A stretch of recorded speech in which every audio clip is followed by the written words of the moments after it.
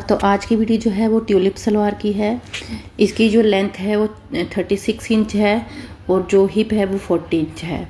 तो double fold में मैंने कपड़ा लिया है। अभी ये 2 मीटर में भी बन जाएगी। यहाँ पर मैंने 2.5 मीटर लिया हुआ है। यहाँ पर जो कॉर्नर है एक तरफ का, वहाँ पे हमने 1.5 इंच के 2 निशान लगाए हैं, एक कॉर्नर पे, एक दूसरी तरफ के लिए। तो यहाँ पर उंगली रखनी है 1.5 इंच के निशान पे और एक साइड से हमने कपड़े को उठाना है और सेंटर तक फोल्ड करना है। ऐसे सेंटर तक फोल्ड किया। अब जो दूसरा 1.5 इंच का निशान लगाया है वहाँ पे उंगली रखनी है और दूसरा ओवरलैप करके हमने रखना है कपड़ा। और आगे हमने 2 से 2.5 इंच तक का जो मार्जिन है वो रखा हुआ है। ठीक है, तो यहाँ पर हमने क्रॉच लाइन बनानी है और जो लेंथ है वो हमने पूरा जो नोक बनी हुई है वहाँ से लेना है इंच टेप।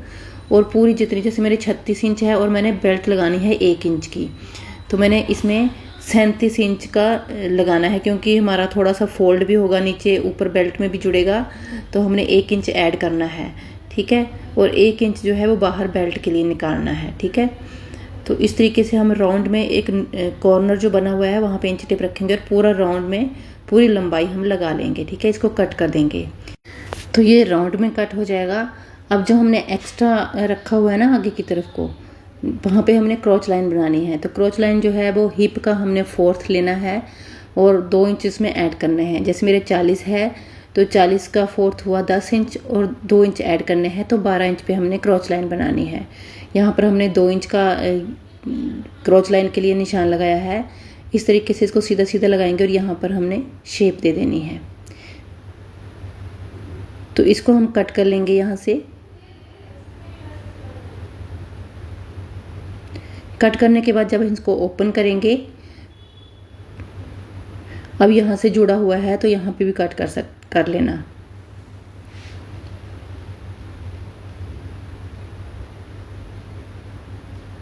अब इसको ओपन करेंगे तो एक साइड जो है वो पतली सी आएगी और एक साइड जो है चौड़ी आएगी। पहले हमने क्रॉच लाइन जो है वहाँ पे पूरा सिलाई कर लेंगे और नीचे नोक जो है वहाँ पे हमने गोलाई में कटिंग कर देनी है। तो यहाँ पर सिलाई कर ली है मैंने, हल्के हल्के से कट लगाने हैं और इसको इस तरीके से ओपन करना है दोनों तरफ से। और जो सिलाई है, सिलाई से सिलाई मैच करनी है ऐसे, और इसको अच्छे से बिछा लेना है पूरा ऐसे ऐसे। तो ये दोनों हमारी लेग जो हैं वो अलग अलग हो जाएंगी और ये ऊपर वाली साइड जो है वो पतली सी आई है और जो चौड़ी वाली साइड है वो हमने ओवरलैप करनी है आसन की तरफ को, इस तरीके से रखनी है। ठीक है, तो दोनों साइड पे हमने इसी तरीके से इसको रखना है ऐसे। ठीक, ऐसे। अब हमने जहाँ पे इसको ओवरलैप करके रखा है ना, यहाँ नीचे जो कॉर्नर बना हुआ है वहाँ पे हमने पोंचे के लिए निशान लगाना है। ठीक, और ऊपर जहाँ पे ओवरलैप करके रखा हुआ है वहाँ पे आसन से जो ओवरलैप किया हुआ पार्ट है वहाँ का जो गैप है वहाँ 4 इंच रखना है। आप 5 इंच भी रख सकते हो, तो मैंने यहाँ पर 4 इंच का गैप रखा है। और जहाँ पे इसको रखा है ओवरलैप करके बिल्कुल सीधा सीधा रखना है और नीचे तक हमने निशान लगाना है सिलाई के लिए। तो यहाँ पर हम जितना भी पोंचा रखना चाहते हैं, जैसे 7.5 या 8 इंच, उतना निशान लगाना है नीचे कॉर्नर पे और उस निशान से लेकर ऊपर तक हमने बिल्कुल चौक के साथ अच्छे से ड्रॉ कर लेना है, क्योंकि यहाँ पे हमारा ये पार्ट जो है सलवार का वो जुड़ेगा और ऊपर से लेस भी लगेगी। तो ये निशान आया है यहाँ पर। अब इस पे हमने लेस लगानी है। ठीक है, पहले हम लेस लगाएंगे तो चौड़ा वाला पार्ट है वहाँ पे हमने पूरा घुमाकर लेस लगानी है पोंचे तक। तो ये मेरे पास लेस है यहाँ पर, इसको इस तरीके से लगाएंगे। ये हमारी चौड़ी वाली साइड है। जो पतली वाली साइड थी ना वो तो अंदर की साइड आ जाती है, वो दिखती नहीं है बाहर। जहाँ तक दिखेगी वहाँ तक आपने लेस लगानी है। पोंचे में थोड़ा सा तिरछा करके ऊपर तक हमने लगानी है। ठीक है, ये पोंचे वाली साइड आ गई गोलाई में और हमने निशान लगाया था यहाँ पर 7 इंच का। ये निशान है, इससे आगे भी 3-4 इंच तक हमने लेस लगानी है। ठीक है, ताकि हमारा पोंचा अगर टाइट वगैरह हो जाता है तो उसको खोलने के लिए ऊपर तक लेस होगी तो अच्छा रहेगा। ठीक है, तो इस तरीके से दोनों तरफ मैंने ये लेस लगा ली है। अब पोंचा जो है वो इस तरीके से सेट करना है हमने। ठीक, ये जो चौड़ाई है नीचे ये 3 इंच होनी चाहिए और इसका जो डीप है वो हमारा 7.5 से ज़्यादा भी आप रख सकते हो, जितना आपको कंफर्टेबल लगे पैर डालने के लिए। तो यहाँ पर हमने जो चौड़ाई है सेंटर में आसन से लेकर वो 4 इंच रखी हुई है। ब्लू वाला निशान मैंने लगाया है। तो ये इस तरीके से आएगी। लेस मैंने पहले जो है उल्टी लगाई हुई थी, अब इसको थोड़ा पलट कर सीधा करना है और दूसरे वाले पार्ट के ऊपर स्टिच करना है। ऐसे रखेंगे। ये हमारा पोंचे वाली साइड है, ठीक है। पोंचे वाली साइड पे जहाँ पे हमारा ओवरलैप होके नहीं आना है वहाँ पे हमने इसको पहले फिनिशिंग देनी है। आप सबसे पहले जहाँ पे लेस लगाई है वहाँ पे इंटरलॉक कर सकते हो या फोल्ड कर सकते हो, ताकि इसकी फिनिशिंग पीछे से भी बनी रहे। तो मैंने यहाँ पर इंटरलॉक नहीं किया है, तो आप इस पर इंटरलॉक ज़रूर करना, नीचे की साइड जो पोंचे की साइड है ना वहाँ पे। अब इसको हम स्टिच करेंगे। तो यहाँ से जो ओवरलैप हुआ है ना, तो अंदर वाला पार्ट भी हमारा स्टिच होना चाहिए ऊपर के साथ। तो यहाँ से स्टिच करेंगे, फिर हम टर्न करेंगे नीचे की साइड को, जो यहाँ पर निशान लगाया है वहाँ पे। तो इस तरीके से इसको पूरा कंप्लीट करना है। निशान के ऊपर हमने सिलाई लगाते जाना है।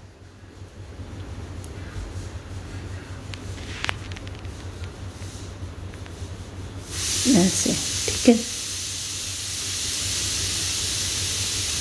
अब यहाँ पर हमारा पोंचा आ गया है, तो पोंचे पे हमने थोड़ा सा तिरछा रख के इसको स्टिच लगाना है, पक्का करके इसको छोड़ देना है यहाँ पर ऐसे। तो ये हमारी इस तरीके से आ जाएगी ऐसे, ठीक है। अब हमने इसमें प्लीट्स लगानी है। तो बिल्कुल जो हमारा साइड वाला साइड है वहाँ पे हमने निशान लगाना है। और जो बेल्ट है हमारी, बेल्ट मैंने चौड़ी जो है वो 3.5 इंच ली है, और इसकी लंबाई, तो बेल्ट की लंबाई जो है पूरा घेर जो है वो आपने जितना हमारा हिप होता है उससे 4 इंच ज़्यादा लेना है। और दोनों साइड पे प्लीट्स जो हैं वो कुछ इस तरीके से लगानी है, ठीक है। जो आसन है उसकी तरफ दोनों का फेस होना चाहिए, जैसे हम सलवार में लगाते हैं। तो कॉर्नर से लगाएंगे, यहाँ पे जहाँ पे निशान लगाया था वहाँ से 1 इंच हमने आगे करना है, वहाँ से इस तरीके से प्लेट्स जो हैं वो लगाना स्टार्ट करेंगे, ठीक। तो लेस लग जहाँ पर लगी है वहीं तक हमने प्लेट्स लगानी है, उससे आगे हमने प्लेट्स नहीं लगानी, ठीक है। तो ये जो फेस है वो देखिए इसके आसन की तरफ है, क्रॉच लाइन की तरफ है, ठीक है। तो यहाँ पर मैं मेज़र कर रही हूँ, क्योंकि जो मेरी बेल्ट है वो 24 इंच की है, तो 24 इंच हमारा प्लेट्स लगाने के बाद ये रहना चाहिए। यहाँ की दूसरी साइड की प्लेट्स जो है वो उससे ऑपोजिट साइड पे लगानी है ऐसे, ठीक है। अब यहाँ पर हमारा जो कॉर्नर पे हमने निशान लगाया था ना वहाँ तक आ जाएंगे, ये वाला निशान रहा। इससे आगे हमारा बैक पार्ट स्टार्ट हो जाएगा। अब यहाँ से हमारा बैक पार्ट स्टार्ट होता है, तो जहाँ जैसे हमने फ्रंट पार्ट पे प्लेट्स लगाई हैं वैसे ही बैक पार्ट पे लगानी है। यहाँ पे भी जो फेस है वो आसन की साइड है, बैक वाला जो क्रॉच एरिया है उसकी साइड पे, ठीक है। तो जितना हमने लेस के लिए जगह रखी थी ना लेस से आगे, उतनी ही जगह यहाँ पर रखनी है। और यहाँ पर हमें इस तरीके से प्लेट्स बनानी है। तो जहाँ पर निशान लगा हुआ है वहाँ तक प्लेट्स लगाएंगे और फिर मेज़र कर लेंगे। अगर हमारा जो सलवार का जो एरिया है वो बेल्ट से कम होता है तो एक आध प्लीट हमें निकाल देनी है, और अगर ज़्यादा होता है तो एक आध प्लीट हमने डाल लेनी है। तो ये हमारी बेल्ट है। तो ये वाली जहाँ पे सिलाई लग रही है ये एरिया जो है वो 3.5 का है, 3.5 इंच है, ठीक है। पूरा घेर इसका जो है वो हमारा जितना हिप है उससे 4 इंच ज़्यादा है। अब इसको हमने उल्टी साइड से लगाना है और सीधी साइड के लिए पलटना है, उसके बाद इसमें इलास्टिक लगाएंगे, ठीक है।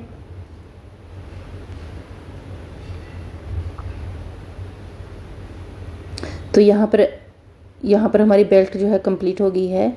यहाँ पे हमने दोनों बेल्ट को जोड़ना है, फिर जहाँ पे स्टिच छोड़ा है वहाँ पे कंप्लीट करेंगे।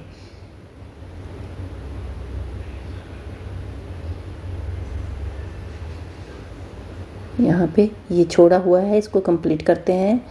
और कंप्लीट करने के बाद एक टॉप स्टिच भी लगा देते हैं यहाँ पर, ताकि मोड़ने में आसानी होगी सीधी साइड के लिए। और यहाँ पर ये पक्का भी हो जाएगा।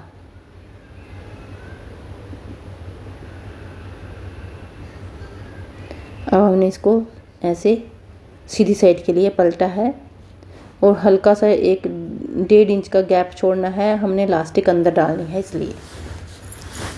तो किसी भी सेफ्टी पिन या पेन की मदद से आप इसमें इलास्टिक डाल देना, बिल्कुल जैसे नाड़ा डालने के लिए होता है ना वैसे ही हमने इसको फोल्ड किया है। जो सिलाई हमने अटैच करने के लिए लगाई थी उसी सिलाई के ऊपर हम इसको फोल्ड कर रहे हैं। तो यहाँ पर हमने थोड़ा सा गैप छोड़ा है इलास्टिक डालने के लिए।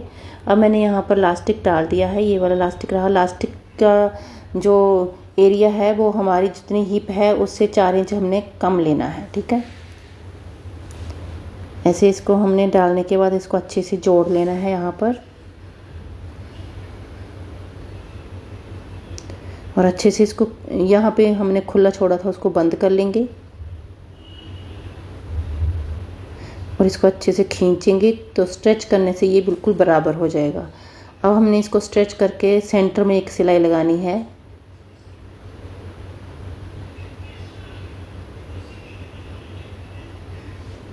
अब हमारी जो ट्यूलिप सलवार है वो पूरी तरह से तैयार है। ठीक है, तो बनने के बाद ये कुछ इस तरीके से आएगी।